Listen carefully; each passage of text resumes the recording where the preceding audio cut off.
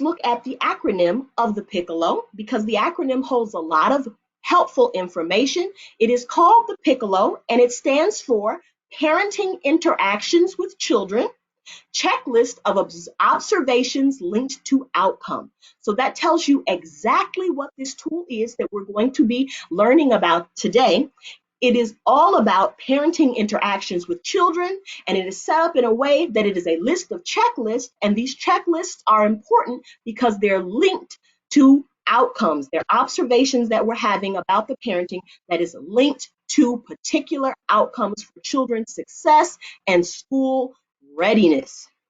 So in this training, we are going to answer two questions. That is, what is the PICCOLO? Very simply, and how can the PICCOLO be used with families? Coming out on the other end of that, those are two things that you definitely should know. Like I said, all that you need to know about what this tool is in the name itself: parenting interactions with children, checklist of observations linked to outcomes. And this tool was developed over the course of 9 years at the Utah State University by the lead there, Loy A. Ragaman.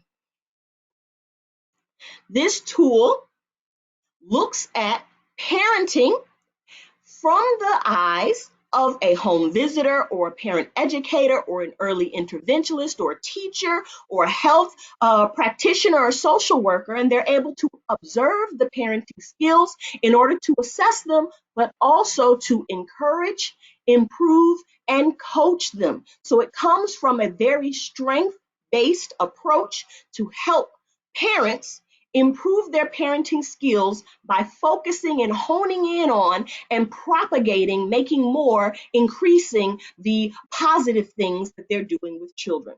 This tool is very easy to use. It is completely practical for your work, even in the virtual setting that we find ourselves in now, and it is reliable and valid. If you are looking for more particular information about the tool so that you can talk to parents about it, there is a file in our PICCOLO packet called PICCOLO at a Glance, which is on the screen now, and it tells you all of those essential items about the PICCOLO. PICCOLO measures developmental parenting in 4 domains: affection, responsiveness, encouragement, and teaching. Those 4 areas of things that parents do, called developmental parenting, that are really helpful for children's outcomes. What exactly then is developmental parenting?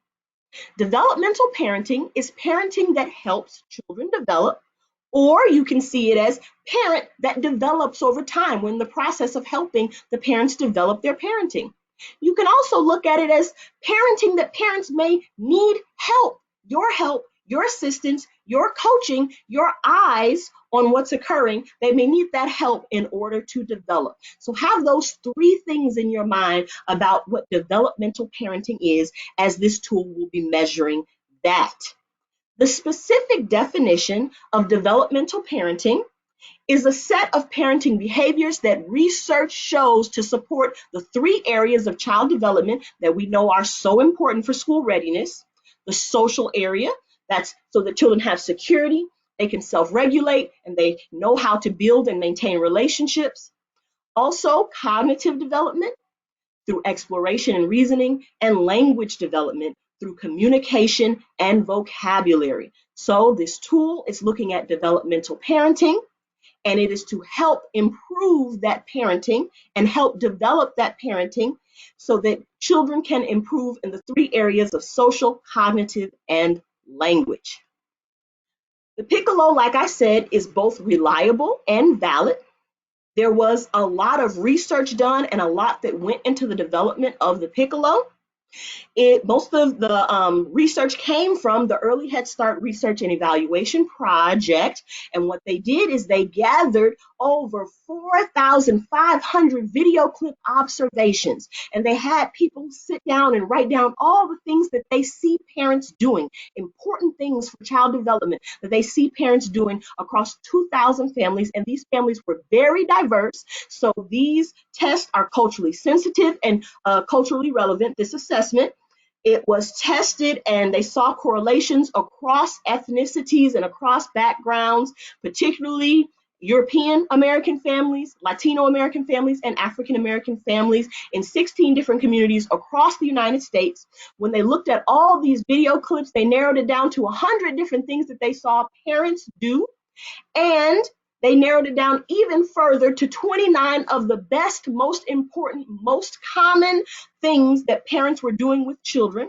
And from this list of 29, the PICCOLO came out, the PICCOLO was developed, and you may have seen this list of 29 things that parents do that predict school readiness. Remember, linked to outcomes, directly correlated to student school readiness, which is what we're trying to get our young children ready for.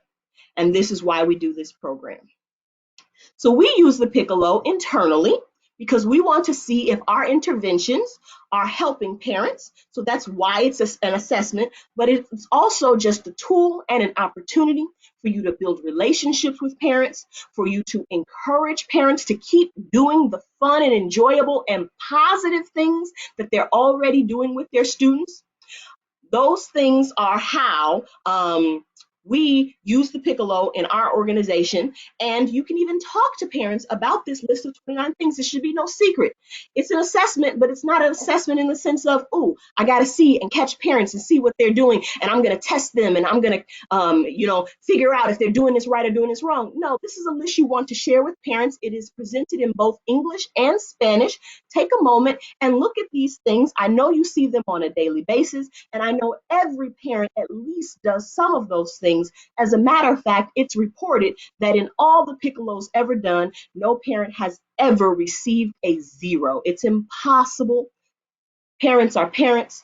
Something on this list they're doing, and they're doing well. More than likely, many things on this list they're doing, and they're doing well. And the purpose of the PICCOLO is so that you can encourage the places where they're already doing these strong things, and even link to other things that they can do more and have more of those important experiences with students. So please, in the process of letting parents know about the PICCOLO and this parenting tool that we're using, you share this list with them so they can practice these things and get better at these things.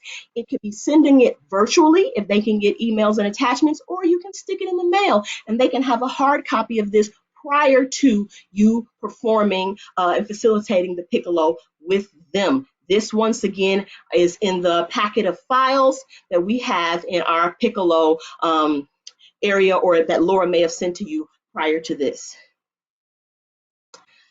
All right, like I said, the PICCOLO is so easy to use and it's so practical. When you look at this checklist of items, all you are going to ask yourself is this thing that I'm looking for absent? It would score 0. Barely there, emerging.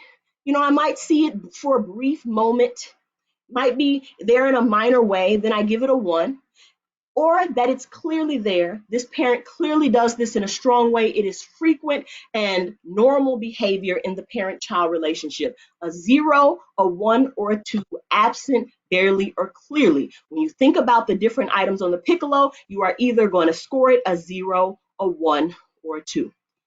So what are you scoring?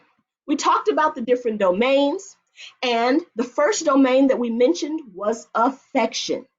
And affection, by definition, means warmth and physical closeness and positive expressions towards the child. It is that sense of love that we know is essential for children to receive so they can grow up with secure attachment and become healthy adults and succeed in school. Affection is related to less antisocial behavior, better adjustment, more compliance, greater cognitive ability because they'll take risk and they feel confident, and always more school readiness. Here is the checklist of outcomes on the page that is titled affection. We'll call that in the affection domain. There are 7 things that you should be looking for under the title of affection. The first thing is that the parent speaks in a warm tone of voice. And the tool also gives observational guidelines to further delineate exactly what you're looking for.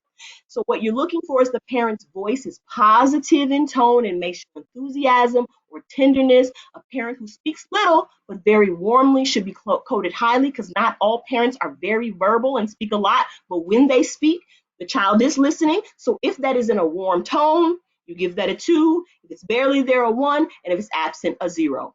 Very simple. It's what you see. Number 2, does the parent smile at the child?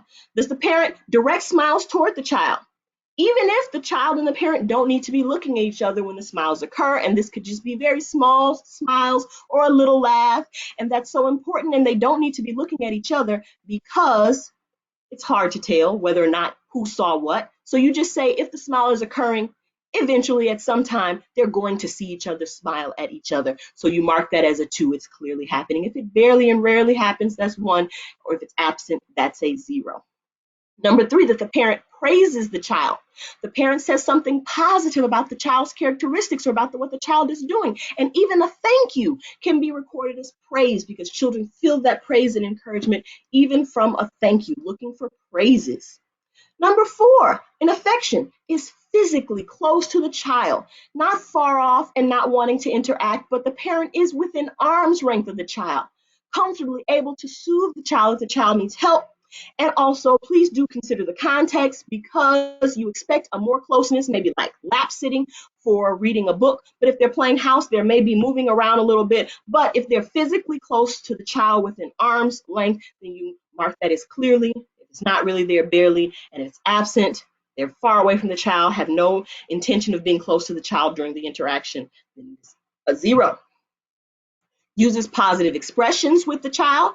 Parents say positive things or use words like honey, kiddo, or some affectionate nickname that they may have made up their own in many different languages that we serve parents in. All of that is a positive expression with the child. And notice here that it has to be verbal.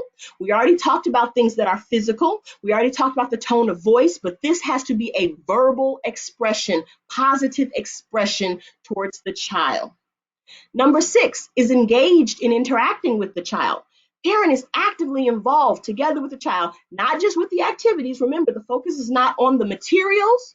You may have materials for the activity, but it's about being involved with the child and not necessarily being involved with you. Parents, of course, like to talk to you as the parent educator when you are there, or the home visitor when you are there, or even virtually. But we are looking for the parent's interaction with the child, him or herself. And lastly, the parent shows emotional warmth. They show enjoyment, fondness, or other positive emotions that a child, about the child and directed at the child. They're just showing that emotion of affection. And this is you being able to see that. And it could be verbal or it could be nonverbal. You could just see and feel the love. And these things, these 7 on this scale, they are listed together. They usually rise and fall together. If parents are doing some of these things, they're usually doing most of the other ones of those things. But notice that there are some discrete differences. Sometimes it's verbal, sometimes it's nonverbal, and sometimes it doesn't matter. But you are looking to score each of those as a 0, a 1, or a 2. Very simple scale of affection. They expect this to take you to do just a few minutes, maybe 1 or 2 minutes, to score the entire tool, just looking for those things and circling what you see them, giving them their correct score. The next domain of the 4 is responsiveness. The definition is just being responsive to the child's cues, emotions, words, interests, and behaviors. Responsiveness is so important in parenting because it creates a more secure attachment. Children have better cognitive and social development. They develop their language better because someone's talking to them and correcting them. They have fewer behavior problems because they're getting that feedback and attention, and they have better emotional regulation and empathy because they receive that responsiveness, so they know how to give it in exchange. Responsiveness, once again, 7 items in this domain. The first is that the parent pays attention, very simple, pays attention to what the child is doing. Parent looks at and reacts to what the child is doing, making comments, showing interest, helping, or other while attending. If there's attention there, give it a 2. If it's barely there, a 1. And if you see the parent not paying any attention to what the child is doing throughout the PICCOLO observation while you're watching, then you give that a 0. If the parent, number two, changes pace or activity to meet the child's interest or need, they're responding to the child's interest or need and they change the pace or the activity. The parent is okay with trying a new activity or speeds up or slows down an activity in response to where the child looks or what the child reaches for, what the child says, or the emotion even that the child shows. He just doesn't want to do it. The parent isn't stuck in, well, we have to finish this activity. It's about the child and they're responding to the child's need in pace or activity. Number three, the parent is flexible about the child's change of activity. So this is if the child initiates a change. They're just not showing what their interests are. They actually initiate the change. So the parent accepts the child's choice of the new activity or toy or shows agreeableness. Okay, yes, we can read this book instead, or we can play with the fire engine about the change and the child, or if the child is playing in unusual ways. For example, the cars, instead of rolling them, they might be stacking them on top of each other. That's fine too. Let's see how the parent is flexible about the child's change with or without toys. Number four, the parent follows what the child is trying to do. Parent both responds and gets involved with the child's activity, following the child's lead. Number five, responds to the child's emotions. Maybe not their actions, but definitely this is talking about responding to the child's emotions. Parents react to child's positive or negative feeling, showing understanding. This is the empathy part. Acceptance, suggesting a solution. Well, maybe we should try this. I see that you're distressed. I see that you don't like it. They re-engage the child if the child becomes unengaged. They label or describe the feeling. Oh, you're sad. Are you sad? Oh, poor baby. Something that shows that empathy. I'm feeling what you're feeling. I'm understanding and accepting what you're feeling. I'm showing a similar feeling. If you're crying, I'm going to feel sad too, or providing sympathy for the negative feeling at least. So we're looking for parents responding to the emotions that child exhibit. And remember, 0 if it's not there, 1 if it's there slightly, and 2 if it is clearly present as something this parent does with this child all the time. Parent looks at the child when child talks or makes sound, giving attention to that verbal expression. When child makes a sound, parent clearly looks at the child's face, or if the child's face is not visible, the parent positions their head or face towards the child, but they give them that attention when the child makes sounds. Replies, this takes it a step up, not just give attention, but replies now to the child's words or sounds. Parents repeat what the child says. Did you say Baba? Baba? Or sounds.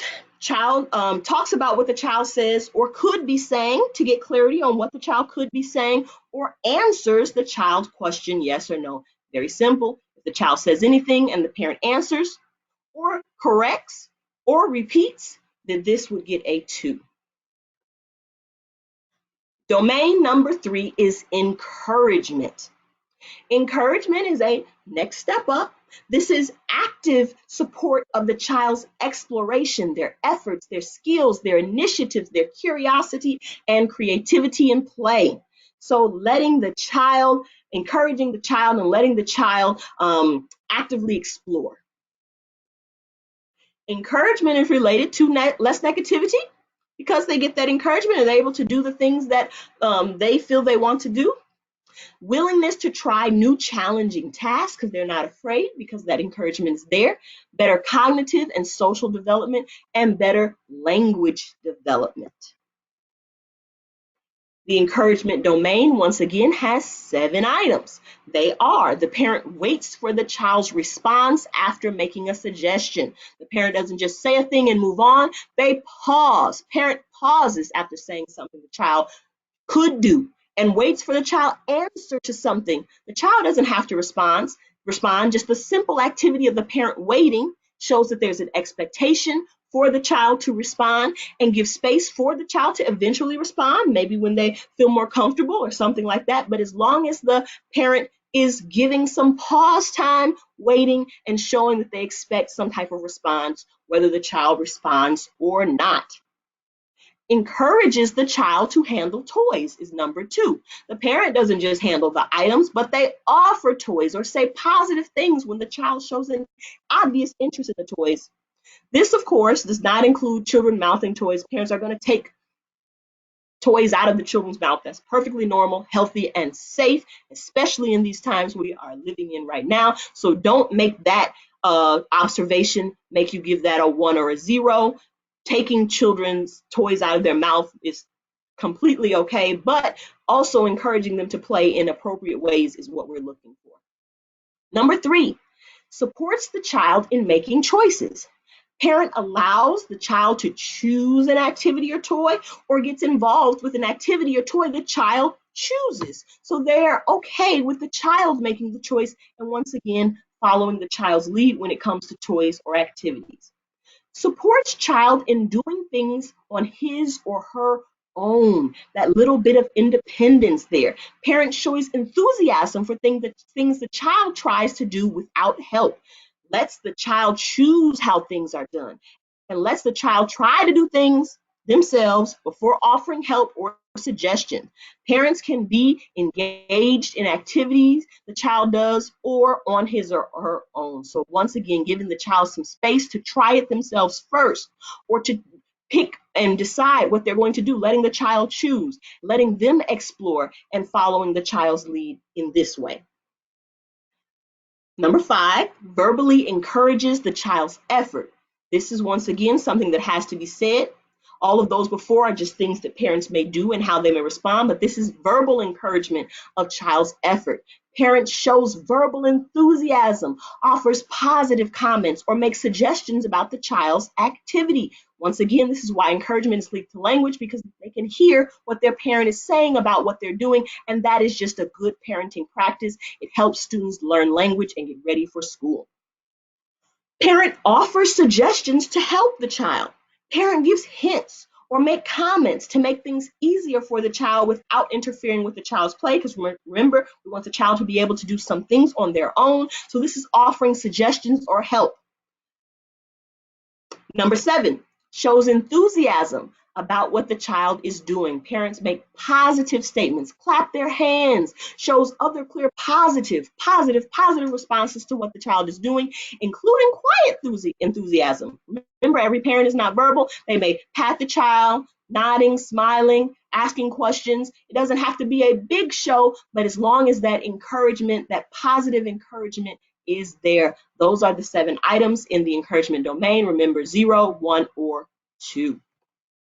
The last domain, and the domain that usually scores the least, is teaching. Teaching, by definition, is shared conversation and play at this age, cognitive stimulation, explanations about what's going on, and asking questions.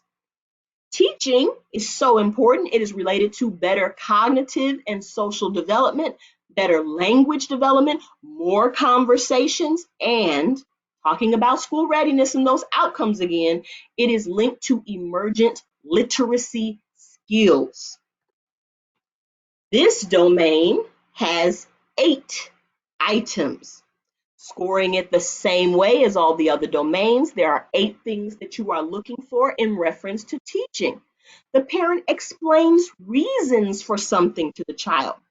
Parent says something that can answer a why question, whether the child asks it or not. So simply explaining what is happening or the reason why something is the way that it is. Maybe the child is playing and one toy won't fit inside the other, and the parent says, because it's too big. That's because it's too big. They're explaining something to the child. The child didn't ask why. The child doesn't have to ask why, but if it can answer a why question, it fits number 1. Suggests activities to extend what the child is doing. Parent says something child could do to add what the child is already doing, but does not interrupt the child's interest, actions, or play. So they make a suggestion to make the child extend and go further. And this may seem similar to some of the other ones that we saw. Remember, a lot of these things are linked together. So if they score high in one area, you're going to see, oh, this is kind of very similar. I could see that in this too. I could see that in this too. So once again, this is the parent saying something and suggesting something that extends what the child is already doing, extends and helps the child go beyond and do something new and different and challenging. Or it could be small, though. It could just be, try this way. So look for those things. Number 3, repeats or expands child's words or sounds. It's getting into that very verbal language development. Parent says the same word or makes the same sound the child makes or repeats what the child says while adding something that adds to the idea. So they're repeating what the child is saying, but also if the child says it wrong, they may correct it by instead of baba, bato. Or if the child is saying outside, outside, and the parent says, you want to go outside, you're listening for anything that teaches children how better to say things with their words. When the parent is expanding on what the child is saying, repeating what the child is saying while adding something to that idea. Number 4, labels objects or actions for child. So very important. If the parent just simply names what the child is doing, what the child is playing with, what the child is looking at, the parent themselves just saying that word and verbalizing it helps children get ready for school because it increases their vocabulary and helps them to learn how to speak and helps them to know that things are named things, and they follow that logic and they learn how to talk better. So parent just naming, and I know we've seen parents do this, just name what's happening, them saying it. Number 5, engages in pretend play with child. Once again, so very important to play make believe in any way. For example, by eating pretend food, just engaging in that pretend play shows children and gives children the opportunity to practice what's going to happen in the real world. And they're modeling when they do pretend play as well. Does activities in a sequence of steps. This is the foundation of logical thinking and the foundation of math. In school readiness, parents demonstrate or describes the order of steps, or does an activity in a way that has a definite order of steps and it is clear. If the parent they don't have to say exactly, this is step 1, this is step 2, but as long as they're doing things in a way that makes it clear, this is first, this is second. So if they're tying their shoes, wait, this, all right, now pull that through, now this, then this. As long as there's a sequence involved and the parent is showing that there's a sequence, you can't do this before this, you have to do it in this way. They could be making the bottle, they can be cooking breakfast, they can be changing a diaper, whatever it is, if the parent is showing that this is a sequence, this first, then this, now this, or even just 3 things, this, then this, then this. That is activity showing a sequence of steps. Book reading could count, but only if the parents make the steps explicit by exaggerating while explaining the steps. All right, let's open the book. All right, open the cover. All right, do you see this picture? Okay, let's go to the next page. Wait, you can't jump to the end. Wait, we got to start here. And they're making it clear that there's an order to the way these things are done. Then book reading does count. Number 7, talks to the child about characteristics of an object. Parent uses words or phrases that describe features such as color, shape, texture, movement, function, or other characteristics. This is very similar to them naming objects, but it takes it a little bit further and it talks about the object's characteristic. This is round. Well, look at the blue ribbon. Do you want the blue one? Do you want the blue one? Something like that.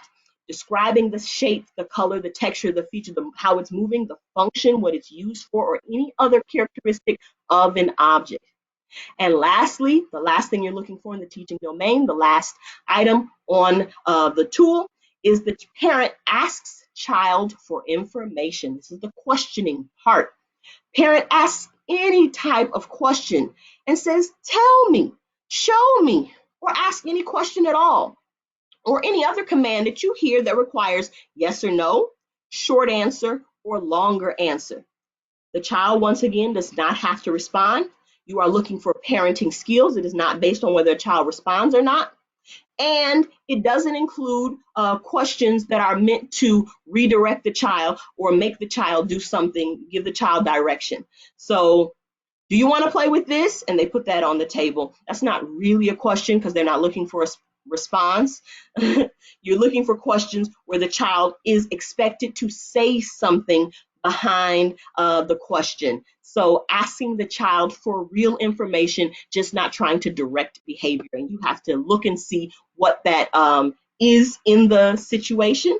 And I'm sure you can see it. Once again, a 0, 1, or 2 on the scale. That is the entire tool. Those are all the things that you are looking for. It is very easy to score as well. Scoring the piccolo, you simply, after you circle everything that is 0, 1, or 2, you just sum the scores to get the full domain score in affection, responsiveness, encouragement, and teaching. Each of those domains will have their own score. Then you sum each domain scores, 1, 2, 3, 4, to get the whole piccolo total score that is a combination of all those domains. Higher items and higher domains are strengths. Lower items and lower domains are areas where the parent would want to work, but there's a special way that you talk about the piccolo with parent that focuses in on the strengths. So it is simply a matter of scoring everything up and seeing where the strengths are. The strengths are noted by higher scores. How do you use this piccolo with families? All right, so remember, this is a strength-based tool, and you want to use it with parent in a way that looks for the positive interactions, highlights the positive interactions, and promotes the positive interactions, encouraging those things to happen more often. That is the purpose of what you do with the piccolo with families. Of course, once again, in the office, we chart it and we see how we're helping and how our families are growing over time with their parenting. But when you use it with families, you are simply coming from their strengths and encouraging the strengths to occur more often, giving language to their strengths, showing them how their children responded when they did a certain thing or went about it a certain way, and then also showing them how this is helpful for child development, how it's helpful for school readiness. The piccolo producers give a sheet that explains different things that you can say to parents when you're introducing the tool to them. This sheet you have in the folder of items that Laura prepared for the piccolo. For example, you could simply say, the piccolo is a tool that captures all the interactions that you're already doing to prepare your child for learning, or any of these other variations here. So think about how you want to introduce the piccolo with parents. Once again, you want parents to feel comfortable. You want them to know it's very low stakes, and it is all about encouraging all the positive things that they're already doing. So be careful how you frame and talk about the tool, because you don't want to put parents in a nervous state about this. It is not meant to be that. It is simply meant for you to build relationships with, learn more about how the parents are parenting so that you can plan how you do your visits and your education from there on out. So it's to give you more information, but what the parent receives is encouragement, and what the parent receives is positive statements that encourage them to do more of what they're already doing with their children. Please take a look at this resource. The piccolo is couched in an activity. When you do the piccolo, you want to have some activity planned to be observed. You're observing the parenting interactions, but you want to give it a space to be preserved, and you do that by suggesting an activity or bringing multiple activities. Once again, this thing can be done in a limited space. You want something that can be done in the home, and you want something that doesn't have to be done in the park in the limited space that we have. Something that engages both the parent and the child. So not just for the parent, not just for the child, but something they can do together, and something that lasts at least 10 minutes. You know, there's a lot of flexibility in this time that we're living in, where we're trying to do virtual visits. And I listened to the producers of the tool, and their verdict is 10 minutes is ideal, but if it's 5 minutes, if it's 4 minutes that you're able to capture this engagement, that's fine. Do the best you can. Whatever information you get is going to be helpful information. It's going to give you something, a launch pad to start with, to talk to parents about. So as much as you can get, and as much as you can engage them, use what you have, use the things at your disposal. Even if it's just a 4-minute observation that you were able to do, at least you'll be able to talk about some of those things that you saw, and that is the real purpose of the piccolo. So even that is more successful than doing nothing at all. And I know we have situations where we have parents at home in these times with multiple children of many ages. So you might want to think about what activity you have, because it's very unlikely the parent's going to be able to lock the other children in the room and just play with the one small child that you are there to observe, even virtually. It's more likely that there are going to be lots of children in the space. So think about an activity perhaps that multiple children can engage with, but you are honing in on the engagement between the parent and the child that you have to do the piccolo for. But think about what type of activity you want to do, especially in this time where we're doing virtual piccolo visits. The activities can be books like Hungry Caterpillar, Goodnight Moon. They can be puzzles and blocks and Play-Doh and art material. Once again, you want to choose something that parents may already have at the house, toys they may already have, cups and plates and things that they may already use at the house. It can be pretend play toys. It can be things that are used for family routine, like we said, making lunch, peanut butter and jelly sandwich, or whatever the kids eat.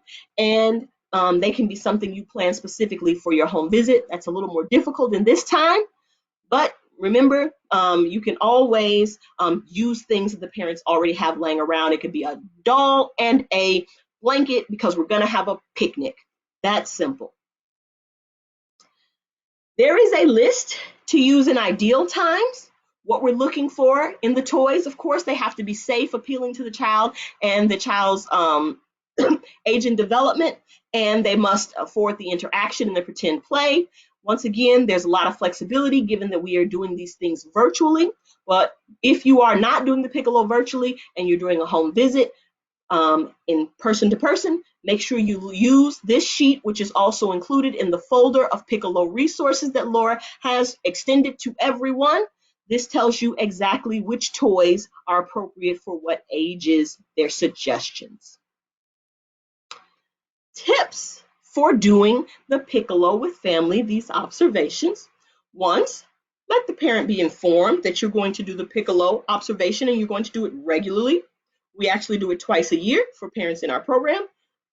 Offer a choice of activities, because sometimes the kid just might not want to play with one thing, or the parent might not want to do water play today, or Play-Doh might be a little too messy. So offer have an options for things. Do the observation when the parent is or the family is comfortable, mostly in their homes, and offer a copy of the video. So that is an essential part of Piccolo. We like best to record it because it's hard to remember everything. So if you are able to record it and you have a consent on file for the parent, and even virtually you can do recordings. I'm recording this video now. It's a webinar that is simply just a web meeting that I'm actually just having with myself. I just press record, but you do have to have the parent's explicit permission in the form of a release form. So if you're able to do that, which is optimal and ideal, offer a copy of the video so the parent does not feel like you have something that they don't know what you have. This is an opportunity for us to record you playing with your child. I'm going to give you a copy of the video and we can talk about the different parenting things that you do that support your child's development. Make it very easy on the parents and very positive for the parents by offering a copy of that video. Note that if you are not able to record because you don't have consent on file, or the parent just does not want to be recorded, or you don't have that technology available at this time when we're doing virtual visits, that you just at least make sure you are observing in a detailed way, and you're able to fill out the Piccolo scores, the zeros, ones, and twos immediately after you view it. Do not give wait time. Do not say, I'll fill it out later or tomorrow. Make that observation the last thing of your visit, the last thing you talk about. And then after you leave that family, you go immediately and write down what you saw, because it is very easy to forget. If you are able to record the video, make sure the space is quiet as much as possible. Once again, that's a challenge at this time. Make sure that you can see both the parent and the child in the viewfinder. You can see important things like face, hands, and materials as much as possible. I know parents might be doing it with their phone nowadays, but make sure that when you can see the vital parts, because that's what the tool is going to ask about: the face, the hands, and the materials. Don't face the light or a sunny window. Check the viewfinder, record for 10 minutes or as much as you can, and then check the viewfinder again with those videos. You must have this media release form that we talked about. You must have the parents' initials and their signatures, and you must be sure that you have it in order to record the parents. So only record if you know you have this media release form. Otherwise, just observe and fill out the PICCOLO. We know these are trying times. Do your best and at least have some information rather than no information. All right, let's get into the final part of our training, and this is all about giving feedback. This is an essential part because you've introduced the PICCOLO, you framed it, you've observed the PICCOLO, you have information, but the other end of that loop is giving the parent information. Observation, feedback, encouragement, and instruction or coaching is that last piece. You want to be able to give the family that encouragement and that instruction for how to improve the parenting. Remember, once again, we're going to start by talking about the strengths. That's why number one is look for the highest PICCOLO domain item. You want to find the thing the parent does strongly all the time, the best, the thing they clearly like to do because they do it all the time, the thing that is clearly common because this is the thing that scores the highest, the thing that is the biggest strength. Look for that highest domain and the highest item scores. And ask the parent, hey, I saw you do this, even if it is just number one, talking warmly to the child. I saw you talk so warmly to the child, to your child. Ask them, what things do you do each day that involves when you get to talk in a warm way to your child? What activities involve those behaviors? Ask them and look for opportunities they already have in their day that involves their behaviors. And then plan with the parent to do those activities more, perhaps in an upcoming home visit, but encourage them to do those more. And remember, we're working in this time of virtual visits. Parents are locked in, children are locked in. You want to support those development pieces as much as possible. Mental health is being stressed, and you want to make sure that parent and children are having fun together. So find the places where things are going well, where things are a positive moment and point, and ask where that happens. Encourage that to happen more. And then the last piece, this is where you loop in the instruction. Talk about either during that activity subsequently, when you're doing that with parents, or if it's just on the phone, talk about related parenting behaviors. Look on that tool and look for things that are related to that in the domain that you can encourage. So you start from the strength and what they're already doing well. You talk about how they can do that more, and then you can also loop in related parenting behaviors on that checklist or in that tool that are in close proximity to that one or in other domains. For example, you could see in some areas it might talk about the parent's emotion and their actions, but they're not saying it verbally. Then you can encourage, I wonder what would happen if you praised him or you asked him that question or you told him a suggestion of how to play differently with the toy. So this is when you give a suggestion or hint. No, you're not telling the parent what to do. You're just saying, let's see how your child responds to this, giving them a hint or suggestion to try to do a little bit more that's related to that thing they already do by bumping it up a notch, by being verbal about it, asking a question about it, allowing the child to take lead when they played with that toy, using what they already do well to encourage something else that's related in that or a different domain. And remember, we are bringing up that strength. We are showing the parent how the child responded to that and